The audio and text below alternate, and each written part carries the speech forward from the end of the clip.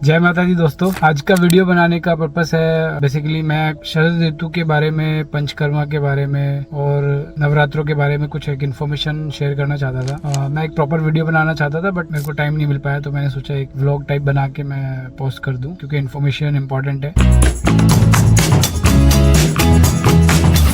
सबसे पहले बात करते हैं शरद ऋतु के ऊपर। तो शरद ऋतु बेसिकली वर्षा ऋतु के बाद आती है और सर्दियों से पहले आती है। 1.5-2 महीने का टाइम होता है, ट्रांजिशनल फेज होता है। शरद ऋतु को सारे रोगों की जननी कहा जाता है, माता कहा जाता है, रोगों की माता कहा जाता है। इसमें हमें बहुत खास ख्याल रखना होता है अपने डाइट का और हम क्या एक्टिविटीज करें। मैं बताऊंगा आज आपको कि कैसे अपनी डाइट मेंटेन करनी है और इस ऋतु में क्या एक्टिविटीज हमें करनी चाहिए, किस तरह की हमारी ऋतुचर्या होनी चाहिए। तो बेसिकली इस ऋतु में क्या होता है ना, बरसात जाने के बाद में शरद ऋतु स्टार्ट होती है तो बादल छट जाते हैं आसमान से और बादल हटने के बाद में धूप तेज हो जाती है। लेकिन वर्षा ऋतु की वजह से जो पानी नीचे फैल गया है, कई जगह आप देखोगे कि पानी भरा रहता है, उसका वाष्पीकरण हो रहा है, वेपोराइज हो रहा है वो। तो अभी एक तरह से क्या होता है ना कि मिनी ग्रीष्म ऋतु बन जाती है, बट उसके साथ साथ में नीचे पानी भी है। ग्रीष्म ऋतु बहुत ड्राई होती है लेकिन इसमें पानी भी है। तो अगर आप देखोगे कि एक वाटर प्लस फायर मिलके क्या बनते हैं, ये दो एलिमेंट को कंबाइन कर दें तो इससे पित्त बनता है। और हमारे शरीर में भी सेम ऐसे ही होता है, जैसा बाहर का एनवायरमेंट होता है वैसे ही हमारे शरीर में घटित हो रहा होता है। तो हमारे शरीर में भी पित्त फॉर्मेशन ज्यादा होती है। पित्त फॉर्मेशन होने की वजह से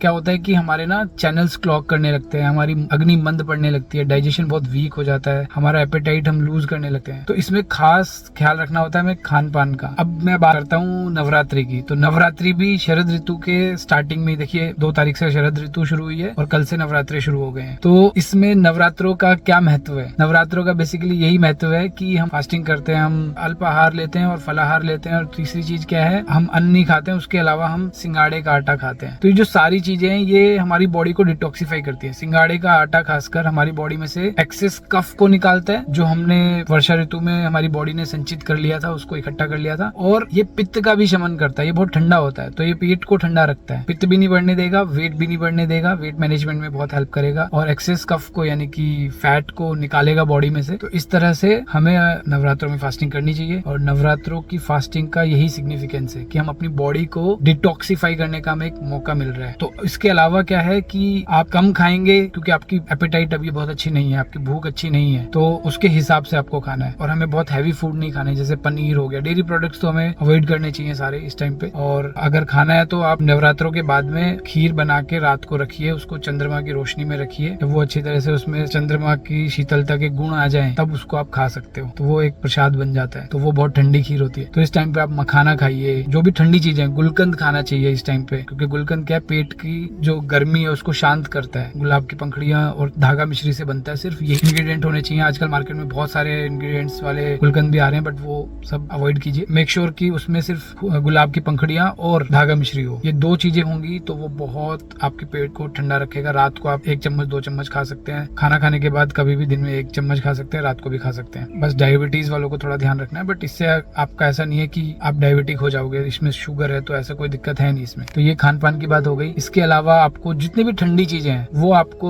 इस सीजन में सेवन करनी चाहिए और गर्म चीजें अवॉइड करनी चाहिए, जैसे गर्म दालें, उड़द की दाल, होर्स ग्राम और छोले, राजमा, ये सब आपको अवॉइड करना चाहिए। हैवी प्रोडक्ट्स में बता ही दिया। सब्जियों में आप क्या क्या खा सकते हो, लौकी खा सकते हो, आप परवल खा सकते हो, टिंडा अगर मिलता है तो खा सकते हो। इसके अलावा कुंदरू एक आता है वो खा सकते हो, और कच्चे केले की सब्जी आपको बना के खा सकते हो। पका हुआ जो कद्दू होता है यानी कि पेठा जिसको बोलते हैं या सीताफल बोलते हैं कुछ जगह पे, तो वो आप खा सकते हो। ये सब ठंडे होते हैं और इनको इनकी रेसिपी के हिसाब से आप बनाइए, उसमें सौंफ गुड़ वगैरह डाल के बनता है वो। तो इस तरह के आप सब्जियां खा सकते। ये बात हो गई खान पीन की, नवरात्रि की बात हो गई। अब नवरात्रि के अलावा जो एक टॉपिक और मैंने बताया था, पंचकर्मा। बेसिकली आजकल आपने यूट्यूब पे या फिर डिफरेंट प्लेटफॉर्म से, सोशल मीडिया प्लेटफॉर्म से डिटॉक्सिफिकेशन का एक बज क्रिएट हुआ है कि कैसे डिटॉक्सिफाई करना है बॉडी को। तो देखिए आयुर्वेद में डिटॉक्सिफिकेशन के जो सिद्धांत है, मतलब जिस तरह से डिटॉक्सिफाई करना चाहिए उसके बारे में हम बात करने वाले हैं। हम बहुत सारी ऐसी चीजें करते हैं कि ये खा लो इससे बॉडी डिटॉक्सिफाई हो जाएगी, वो कर लो बॉडी डिटॉक्सिफाई हो जाएगी। तो आज मैं आपको ऑथेंटिक डिटॉक्सिफिकेशन के बारे में बताऊंगा। उससे पहले मैं आपको एक बताता हूँ बात कि आयुर्वेद में बेसिकली क्या होता है, 2 तरह की चिकित्सा होती है। कोई भी बीमारी को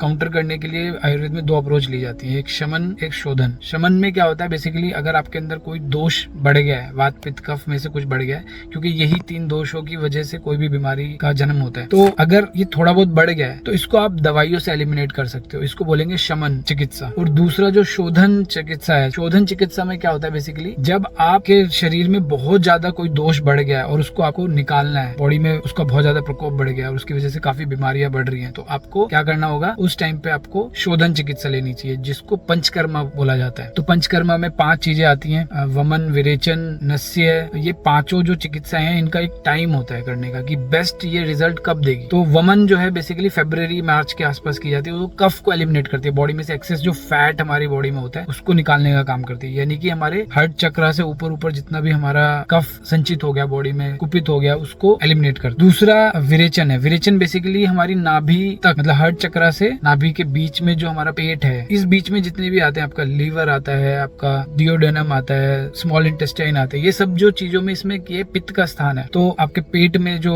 एसिड बनता है, आप खाना डाइजेस्ट करने के लिए जूसेस बनते हैं, आपका पेनक्रियाज है, ये सारी चीजें जो है पेट में आती हैं और ये सारे जो स्थान है ये बेसिकली एसिड के स्थान है, यानी कि आपके पित्त के स्थान है। तो पित्त किसी वजह से अगर कुपित हो जाए तो आपके डाइजेस्टिव जूसेस की क्वालिटी डिग्रेड हो जाएगी, आपका खाने का जो पचन है वो बेकार हो जाएगा और बॉडी में वो मेटाबॉलिक वेस्ट की तरह घूमता रहेगा और फिर टॉक्सिन्स इकट्ठे होंगे, तो बीमारियां बन जाएंगी। और फिर एक बस्ती होता है, बस्ती में जो नाभि के नीचे का हमारा ट्रैक है, यानी कि लार्ज इंटेस्टाइन मेनली, उसको क्लियर किया जाता है। वात का स्थान है, वहाँ पे गैस बनती है, तो गैस को जो है एलिमिनेट किया जाता है, एक्सेस वात को एलिमिनेट किया जाता है। इसके ये तो हो गई मेन जो मुख्य धाराएं हैं इसकी पंचकर्मा की। इसके अलावा नस्य होता है, नस्य में नाक में घी या तेल डाल के आपकी जो दिमाग से रिलेटेड जितनी भी बीमारी है उनको काउंटर किया जाता है, उनके लिए ट्रीटमेंट होता है वो। और उसके अलावा 5वीं है रक्त मोक्षण, जिसमें आपने देखा होगा लीच थेरेपी होती है। आपकी बॉडी में जो गंदा खून होता है, क्योंकि लीच की क्वालिटी है वो सिर्फ बॉडी में से गंदे खून को ही चूस के बाहर निकालती है और अच्छे खून को रहने देती है। तो आप अगर ब्लड डोनेशन करते हैं तो भी अच्छा है, अदरवाइज आप रक्त मोक्षण के लिए भी जा सकते हैं। तो रक्त मोक्षण में क्या होगा कि आपकी बॉडी में से गंदा खून जो है निकल जाएगा। जैसे किसी को स्किन एलर्जी है, स्किन में प्रॉब्लम है, कुछ डिजीज हो गई है, सोराइसिस टाइप की है, या फिर कोई भी कुष्ठ रोग है, उसमें वो काफी कारगर होती है। ये तो बात होगी पंचकर्मा की। अच्छा, अभी मैं खुद विरेचन करा रहा हूँ तो मैं वो एक्सपीरियंस आपके साथ शेयर करता हूँ, क्योंकि मैं पित्त जनिक हूँ, मतलब मेरी जो प्रकृति है वो पित्त है। तो मैं 3-4 साल में ये प्रोसेस करता हूँ कि मैं बॉडी को डिटॉक्सिफाई करने के लिए एक्सेस पित्त को निकालने की कोशिश करता हूँ। मैं पंचकर्मा सेंटर जाके ये प्रॉपर विरेचन क्रिया करता हूँ। तो इसमें एक और चीज है, मैं आपको प्रोसेस बता देता हूँ इसमें मोटा मोटा कि क्या होता है। इसमें बेसिकली क्या होता है, आपको 3-4 दिन तक दीपन पाचन किया जाता है, यानी कि आपकी एपिटाइट को बढ़ाया जाता है, आपकी पाचन क्रिया को और ज्यादा एक्सपीडाइट किया जाता है। मतलब उसको कुछ ऐसे कैटलिस्ट दिए जाते हैं जिससे कि आपका पाचन क्रिया भी इंप्रूव हो, मतलब डाइजेशन इंप्रूव हो, प्लस आपका भूख बढ़े। इसके लिए दीपन और पाचन की कुछ हर्ब्स बेस्ड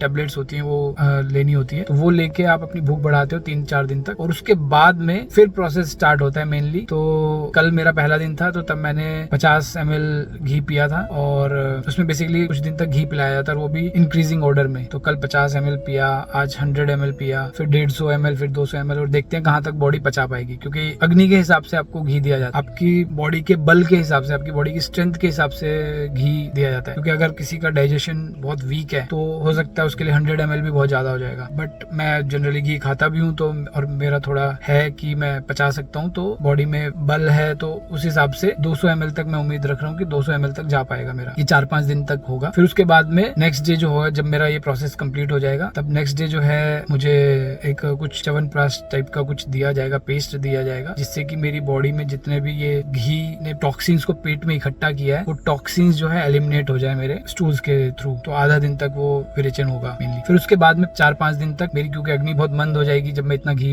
डाइजेस्ट करूंगा डेली, 50 ml, 100 ml, 150 ml, फिर 200 ml, इतना घी लेने के बाद में बॉडी जो है थोड़ा वीक हो जाएगी। वीक मतलब डाइजेशन थोड़ा वीक हो जाएगा, तो उसको फायर को वापस से किंडल करना पड़ेगा। तो उसमें 5-6 दिन तक मैं रोटी वगैरह कुछ नहीं खाऊंगा, तो उसमें तब तक मेरे को सिर्फ दाल का पानी या फिर चावल का पानी, ऐसे करके 4-5 दिन लगेंगे वापस से उस ओरिजिनल मेरी सिचुएशन में आने के लिए। ठीक है, तो ये विरेचन का प्रोसेस है। तो अगर आपके पास टाइम है और आप निकाल सकते हो थोड़ा बहुत टाइम, तो आप जरूर ये कराएं, क्योंकि इससे क्या होता है, आपके जितने भी लीवर के इश्यूज हैं, अगर फैटी लीवर है, लीवर में कुछ इन्फ्लेमेशन है, और या फिर आपकी बॉडी में मतलब किडनी से रिलेटेड कुछ इश्यूज हैं, तो ये सब आपके ठीक हो सकते हैं। आपको डाइजेस्टिव रिलेटेड इश्यूज हैं, आपको ब्लॉट होता है, आपको खाना ढंग से नहीं पचता है, अग्नि वीक है, तो ये सारी चीजें आपकी ठीक हो जाती हैं। मतलब डाइजेशन प्रॉपर अच्छे तरीके से हो जाता है, और पित्त जो है जो दूषित हो जाता है वो साफ हो जाता है, सही हो जाता है, जूसेस बॉडी में अच्छे बनने लगते। ठीक है, तो ये जानकारी थी शरद शरद ऋतु के बारे में, नवरात्रि के बारे में, मतलब नवरात्रि का क्या सिग्निफिकेंस है शरद ऋतु में आने का, और दूसरा